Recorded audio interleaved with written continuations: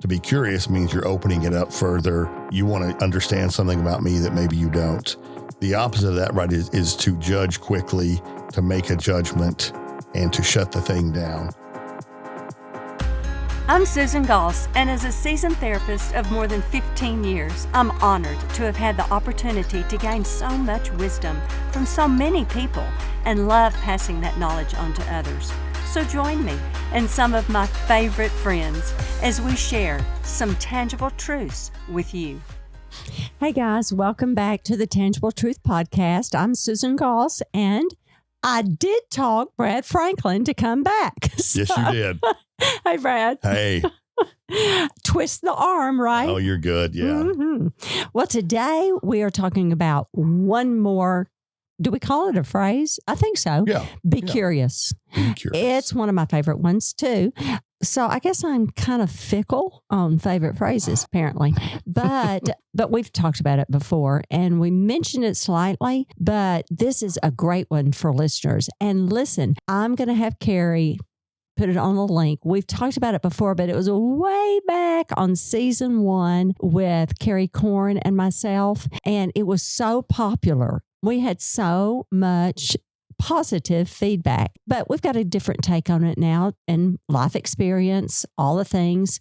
So we're going to talk about it again today. New listeners, a whole lot of new listeners. So some of you haven't heard it. So this will be a great opportunity. And we got Brad with us. So different, concept and a different opinion. So it'll be a fresh voice. So we're going to talk about being curious. I'm first going to read the definition. What it has in the dictionary says to be curious is eager to learn or know, be inquisitive. Love that. Love it. It's a very positive definition because it's very true. Eager to learn or to know or be inquisitive. Now, here's another definition. It's meddlesome. And we don't want that. The definition of being curious because that's a very negative connotation on that word for the purposes of which we're going to talk about it. And the purposes of which we're going to talk about being curious is the opposite of meddlesome, because what we want to do is to be curious, meaning I care about you. I want to know about you. And if I feel like there might be something going on, I want to go, hang on. Tell me more. Now, you said so-and-so, so I'm just curious. Like, I will say that word. Listeners, that's what you need to know. It's not that I'm saying it in my mind. I'm actually saying the word. I'm just curious, Brad. Tell me about what's going on right now. Or I'm just curious, did I hear you say XYZ, or did I just make that up? Or hey, Brad, I'm just curious about whatever. If I'm thinking it, I need to ask Brad, hey, I'm just curious. It takes defensiveness, is what I have found, out of the conversation. When you start a phrase with, hey, I'm curious about, instead of, you can't do that, or Brad, no. I did not say that. Well, that tells me you're open to learning, right? Thank you. Open to learning. It keeps it open, the conversation open, instead of I'm shutting you down when I'm defensive and saying, Brad, I didn't say that. Brad, you said so-and-so, which that's defensive. If I'm defensive, you're going to be defensive back, or you're not going to say anything. If you're a withdrawer, you're just going to shut down. But if I come and I go, hey, I'm just curious, Brad, when I said, or when you said, if somebody's hurt by, if I'm hurt by something Brad said, listeners, I could come to Brad and say, hey, Brad, I'm just curious about something that you had said because I heard you say blah, blah, blah. And man, when you said it, it really hurt. That's so much easier on the heart. Absolutely. Than, Brad, when you said so-and-so, that hurt. And you're over there going in your chair going, I didn't say that, Or I didn't know that hurt you, right? I didn't understand. And once again, you're telling me, you're giving me an opportunity to explain it deeper, explain it better, And that's not going to make you defensive as much as it's going to give me an opportunity that, yeah, maybe I want to say this different. Wonderful. Yes, it's exactly right. And like you said, it keeps the conversation open. Right. Instead of you being defensive back. Right. Like, I didn't say that. That keeps the argument going. That's right. If there's an argument.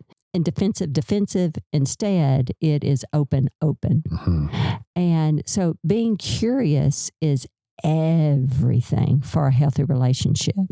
From what the example I just gave to just being curious about, hey, I'm just curious how you're doing. Mm-hmm. Hey, I'm just curious about, just keeping the line of communication open, or it just shows you care about somebody when you're curious, right? That's right.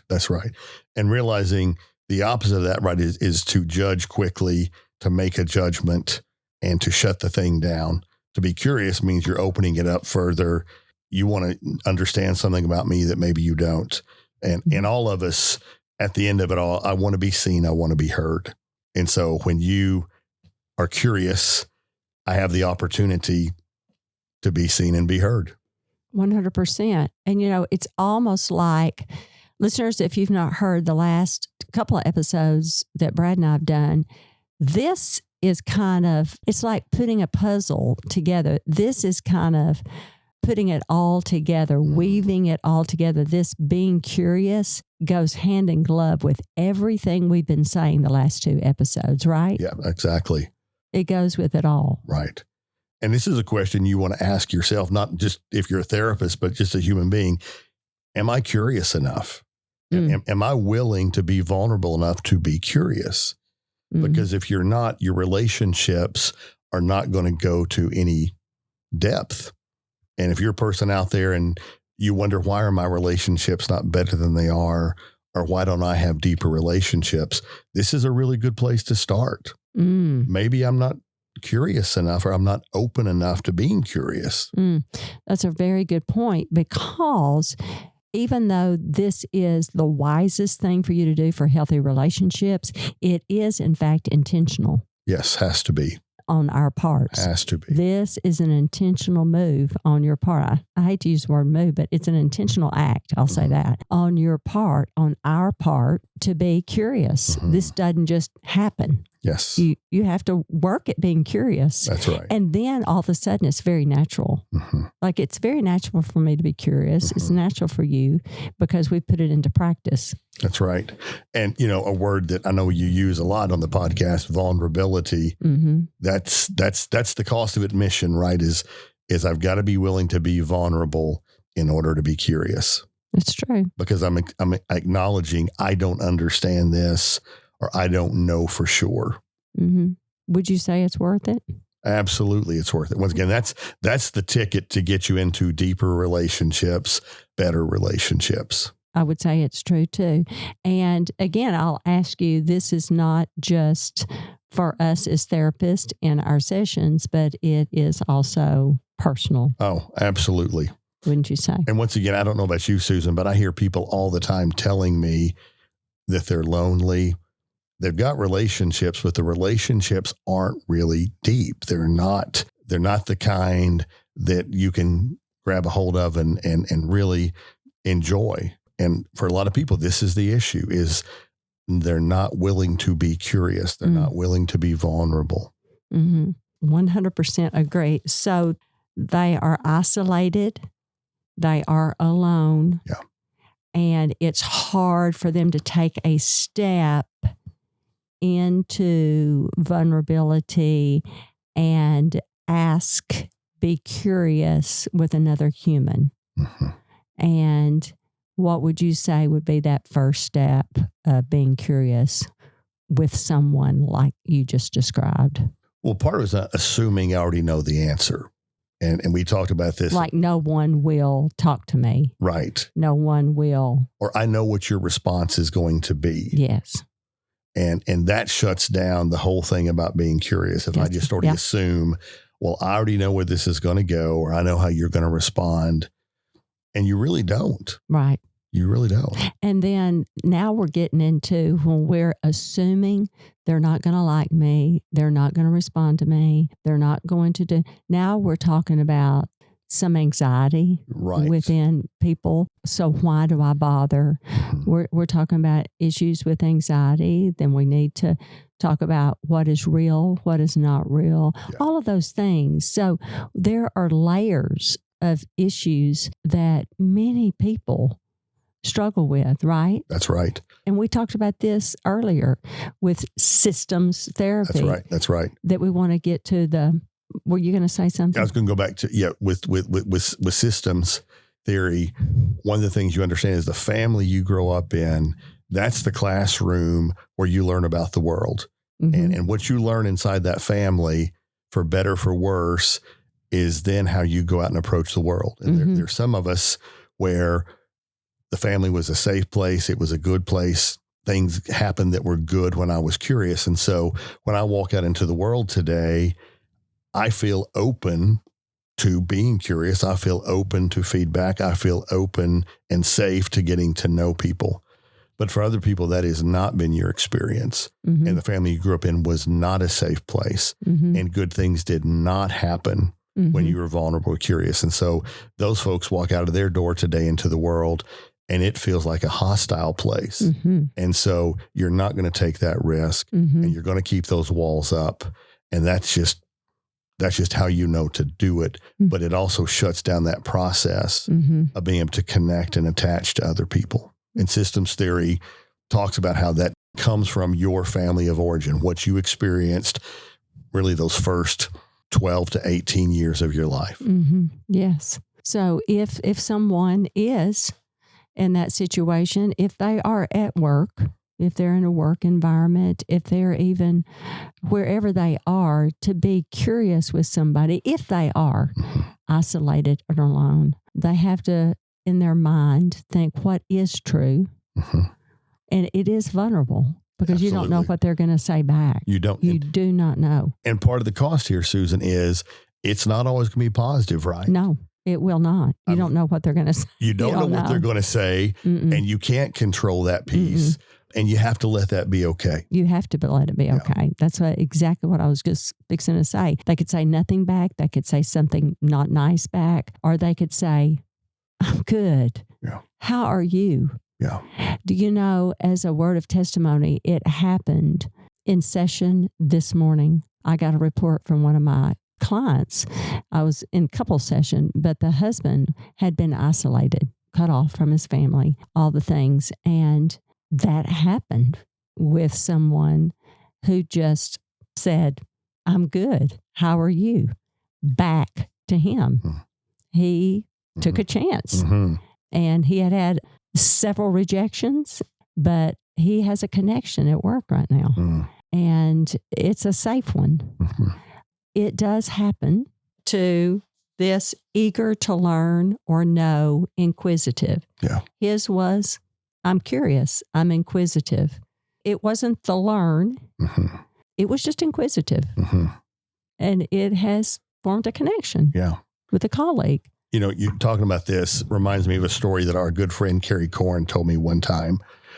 And she talked about taking I believe it was a drama class in high school. And one of the things that she was required to do is one day it was sprung on them, okay, you're going to walk out on the stage in front of your peers here, and you have to do an improv scene. And she was terrified and turned to her professor and said, I can't do that because I'm scared. And the professor wisely said back, well, go out there and do it scared then. Okay. And being curious, what's going to happen?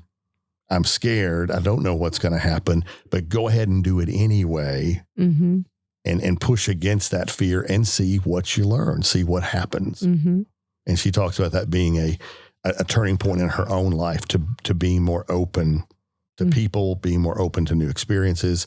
And I think we all face that, right? And we all have to be willing to do that. That was a good professor. Yeah. That's true. That really has stood out to her because look now. Yes. Yeah. Yes. Then she got on the radio. That went somewhere for her. That's great. That did something for her. Yeah. You know, I've had another client, I remember tell me one time that he really believed, he said, I believe if I felt it, it must be part of who I am and it must be real. and being willing sometimes to push back. Once again, be curious. What does that feeling really mean? That I feel this or I don't feel this. You and I both know we work with these marriages, and sometimes people come in, and if they're honest, they're going to tell us, I don't feel like I love this person anymore. And I don't know what to do with that. The worst thing you can do is refuse to be curious about that and shut it down. That's only going to make that stronger. And in the end, it's going to pretty much guarantee something bad's going to come out of that. But if you can put it out there and be curious you're going to find out something totally different. Absolutely. You're going to find out something different. Absolutely. If you're curious about that, what you just said, we know 99.9% of the time you're going to come out with a different result of I don't love. But if you're exactly right, Brad. If you're not curious, that phrase might stick. If you're not vulnerable and unpack it. I'm curious why I'm saying that. There's so many reasons why people say that. That's right. Phrase. That's right. They say it very loosely, but where's it coming from? Where's it coming from? I'm curious. Where's that coming from? That's why we love what we do. Well, and to go back to your definitions there, so one form of curious is eager to learn. Yes. But another version of being curious is someone who's meddlesome, and they want to know to be able to use that against that person, right? Yes. Or stir up trouble. Yes. And so dangerous. Very dangerous. Oh, and manipulative. Yes. So manipulative. Oh, how many times do we see that? Yep. Whew. Yeah. And we got to make sense of that. What makes that make sense? Yes, that's right. Which is what we've talked about in a prior episode. So you don't want to miss that either, listeners. You need to go back and listen to that because you got to make sense of that. Yeah. Well, and even in yourself, what kind of curiosity do I tend to lean into? Do I lean into the kind where I'm eager to learn, or do I lean into the kind of where I'm going to be meddlesome? I'm going to use this to just make a judgment. And that tells me something about me, right? Yeah. That I have to be willing to do something with. Yes. Oh, that is so true. That's good stuff. This is good stuff about being curious. And it's such an important thing, listeners. It really helps relationships if you're curious. And again, it takes defensiveness out of it if you can be curious. That's right. It is intentional, but it's worth it. It's worth it, is what we're saying. Oh, I hope this has helped you. Thank you again so much, Brad, for joining us here on Tangible Truth Ministry Podcast. Listeners, we hope it's helped you. We love you. Thank you. Bye-bye.